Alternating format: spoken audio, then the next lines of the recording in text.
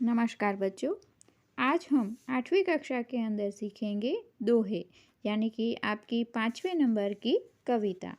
इस कविता के कवि 3 हैं, यानी कि तीनों कवियों के दोहे आपको एक कविता बनाकर साथ में दिए गए हैं, जिसके अंदर कबीर, रहीम और तुलसीदास जी के दोहों का संग्रह किया गया है। तीनों कवियों के बारे में आप परिचित हैं, लेकिन फिर से उनकी थोड़ी सी जानकारी प्राप्त करें। प्रस्तुत दोहों में कबीर, रहीम, तुलसी ने बहुत सारी जीवनोपयोगी बातें बताई हैं। प्रस्तुत दोहों में दान प्रियता, संतोष, समानता, अच्छी संगति की महत्ता, विनम्रता, परिश्रम, प्रेम आदि के जीवन मूल्यों को निर्देशित किया गया है। तो यहाँ पर सबसे पहले परिचय प्राप्त करें कबीर जी का। तो संत कबीर 15वीं शताब्दी के कवि हैं। आपने हिंदू और मुसलमानों को उनकी गतिविधियों के लिए फटकारा है, यानी कि हिंदू हैं वो हमेशा अपनी मूर्ति पूजा को श्रेष्ठ मानते हैं, और मुस्लिम हैं वो यही कहते हैं कि भगवान का या अल्लाह का कोई स्वरूप नहीं होता, और इस प्रकार दोनों अपने धर्म को श्रेष्ठ मानते हैं और एक दूसरे की बुराई करते हैं या हानि पहुंचाते हैं। तो इन बातों को कबीर जी ने फटकारा है, गलत कहा है। यानी कबीर जी यहाँ पर सर्वधर्म समभाव की बात करते हैं, यानी सभी धर्म एक समान हैं, इसका वर्णन किया है। तो रहीम जी की बात करें। रहीम का पूरा नाम अब्दुल रहीम खान खाना था। आप बड़े उदार और अनुभवी थे। हिंदी में आपने बोधप्रद दोहे दिए हैं। बोधप्रद यानी कि जिससे हम कुछ ज्ञान मिले, ऐसे दोहे रहीम जी ने दिए हैं। तीसरा नाम दिया है तुलसीदास जी का। तो संत तुलसीदास जी 16वीं शताब्दी के प्रसिद्ध राम भक्त कवि हैं, यानी कि तुलसीदास जी ने जितने भी कविताएं, दोहे लिखे हैं वो श्री राम के ऊपर ही लिखे हैं। वो श्री राम के अनन्य भक्त गिने जाते थे। आपने रामचरितमानस नाम का प्रसिद्ध ग्रंथ भी लिखा है। चलिए अब कविता की शुरुआत करें, या ये कहें कि दोहों की शुरुआत करें। पहले दोहे 3 दोहे कबीर जी द्वारा वर्णित हैं। चलिए एक एक दोहों का वर्णन समझते जाएं। पहला दोहा है, साईं इतना दीजिए जहाँ में कुटुंब समाए, मैं भी भूखा ना रहूं साधु न भूखा जाए। पहले दोहे में कबीरदास जी वर्णन करते हैं कि कई बार लोगों को ये लालच होती है कि मेरे पास काफ़ी धन संपत्ति आ जाए, और वो किसी न किसी तरह से अच्छे या बुरे तरीके से पैसे कमाने की लालच रखते हैं। पर कबीरदास जी यहाँ पर हमें सीख देते हैं, और वो ईश्वर यानी भगवान, या ये कहें कि परमेश्वर से मांगते हैं। क्या मांगते हैं कि साईं इतना दीजिए, कि हे प्रभु, हे अल्लाह, हे ईश्वर, मुझे इतना ही दीजिए जहाँ में कुटुंब समाए, यानी कि मेरा जो कुटुंब है उसका भरण पोषण मैं कर सकूं। मैं भी भूखा ना रहूं साधु न भूखा जाए, यानी मुझे इतना ही दीजिए कि मैं भी भूखा न रहूं, मेरे परिवार का गुजारा मैं चला सकूं, और साधु भी भूखा न जाए, यानी मेरे द्वार पर कोई अतिथि आता है या फिर कोई मांगने वाला भूखा व्यक्ति आता है तो वो भी भूखा न जाए। हे प्रभु, मेरे ऊपर इतनी कृपा करना। दूसरे दोहे में कबीर जी लिखते हैं, बिना विचारे जो करे सो पाछो पछताए, काम बिगाड़े आपनो जग में होत हसाए। यानी कि यहाँ पर कबीर जी हमें सीख देते हैं कि हमेशा आप जो भी कार्य करते हैं वो सोच विचार कर कीजिए।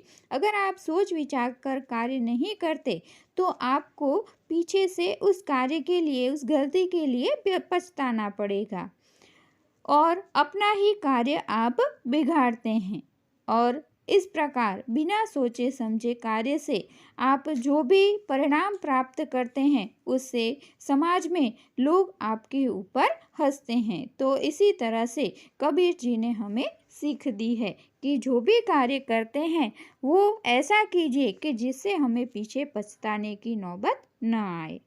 तीसरा दोहा है, कबीरा खड़ा बाजार में मांगे सबकी खैर, ना काहू से दोस्ती ना काहू से बैर। यहाँ पर कबीर जी कहते हैं कि मैं सभी का मित्र हूँ, या फिर ये कहिए कि मैं सभी का अच्छा चाहता हूँ, सभी का भला चाहता हूँ। खैर मानना यानी कि सबका अच्छा सोचना।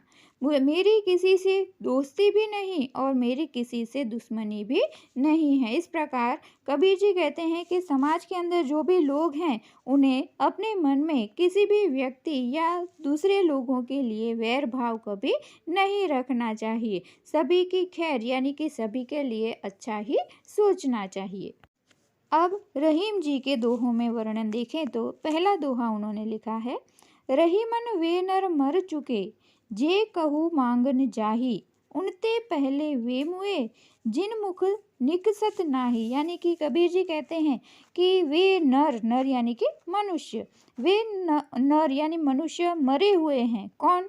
जो दूसरों से कुछ मांगने जाते हैं। कोई भी भिखारी है, अगर उसके हाथ पैर सही सलामत हैं तो उसे भीख नहीं मांगनी चाहिए, दूसरों के सामने हाथ फैलाने नहीं चाहिए। अपने परिश्रम से ही उसने अपना पेट भरना चाहिए। इस तरह रहीम जी कहते हैं कि वो नर मरे हुए हैं जो किसी से कुछ भी मांगते हैं। लेकिन आगे एक बात और भी बताते हैं रहीम जी कि उनते पहले वे मुहे, जिन मुख निकसत नाही। यानी कि अगर कोई मना करता है तो वो मरा हुआ है, लेकिन उससे पहले वो मरा हुआ है कि कोई भी द्वार पर आए हुए गरीब व्यक्ति को मना कर देता है, यानी उसके मुख से ना, नहीं ऐसा शब्द निकलता है। और अगर उसके पास संपत्ति है, खाना है, फिर भी वो मना कर रहा है तो सबसे पहले वह मरा हुआ माना जाएगा। यानी रहीम जी कहते हैं कि अगर आपके पास धन संपत्ति है, कुछ देने जैसी वस्तु है, अनाज है, तो कोई भूखा या गरीब व्यक्ति आए तो उसे मना नहीं कीजिएगा। जो रहीम उत्तम प्रकृति का करी सकत कुसंग, चंदन विष व्यापत नहीं, लिपटत रहे भुजंग। यहाँ पर मित्रता का वर्णन किया है। कभी रहीम जी कहते हैं कि वे लोग उत्तम प्रकृति के होते हैं। उत्तम प्रकृति के यानी कि श्रेष्ठ स्वभाव के। कौन से लोग? जिनके ऊपर कुसंगति का असर नहीं होता। यानी कि आपका स्वभाव अच्छा है, आप हमेशा सच्चाई के रास्ते पर चलते हैं, फिर भले ही आपके मित्र खराब संगति वाले, गलत रास्ते पर चलने वाले क्यों ना हो, लेकिन फिर भी आप उनके साथ कभी नहीं जाएंगे अगर आपका स्वभाव अच्छा है तो। और उदाहरण देते हुए रहीम जी कहते हैं कि जिस तरह चंदन के वृक्ष के ऊपर भुजंग, भुजंग यानी कि सांप, जो सांप है वो चंदन के वृक्ष के ऊपर लिपटा हुआ है, यानी भुजंग जिसे हम विषधर कहते हैं, उसके अंदर जहर होता है। ऐसा सांप अगर शीतल चंदन के ऊपर, ठंडे ऐसे चंदन के ऊपर वो लिपटा हुआ होता है, लेकिन चंदन कभी भी जहरीला नहीं बनता, क्योंकि उसकी जो प्रकृति है, उसका जो स्वभाव है वो ठंडक देना है। भले ही खराब व्यक्ति यानी कि सांप उस पर क्यों ना लिपटा रहे, लेकिन चंदन अपनी ठंडक छोड़ता नहीं है। इसी तरह हमें रहीम जी सीख देते हैं कि आपका मित्र भले ही कितना खराब व्यवहार वाला हो या गलत रास्ते पर चलने वाला हो, उसकी गलत बातों को आप अपने ऊपर कभी हावी न होने दें। तीसरे दोहे में रहीम जी लिखते हैं, बड़ी बड़ाई ना करें, बड़े न बोले बोल, रहीमन हीरा कब कहे, लाख कटा मेरो मोल।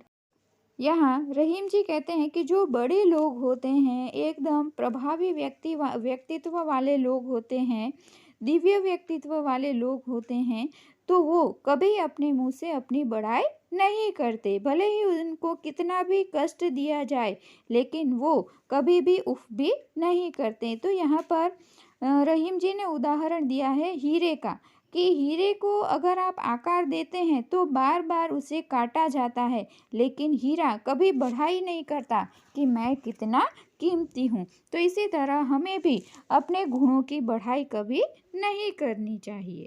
अब आगे दोहे देखें जिसमें वर्णन किया है तुलसीदास जी ने।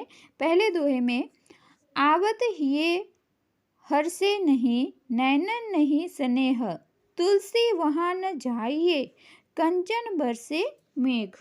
इस दोहे में तुलसीदास जी ने हमें सीख दी है कि कोई भी धन संपत्ति वाला व्यक्ति है जिसके घर पर कंचन यानी कि सोना बरसता है, सोने के समान आभूषण उसके घर में भरे हुए हैं, काफ़ी पैसे वाला व्यक्ति है, उसके घर न जाइए। लेकिन अगर वो व्यक्ति ऐसा हो, कैसा वर्णन किया है उन्होंने कि हर्ष से नहीं, यानी कि अगर आप उसके घर पर अतिथि बनकर आते हैं तो वो हर्ष से नहीं यानी खुश ना हो और उसकी आंखों से प्रेम न बरसे, तो उस व्यक्ति के घर पर काफ़ी धन संपत्ति हो फिर भी आपको जाना नहीं चाहिए।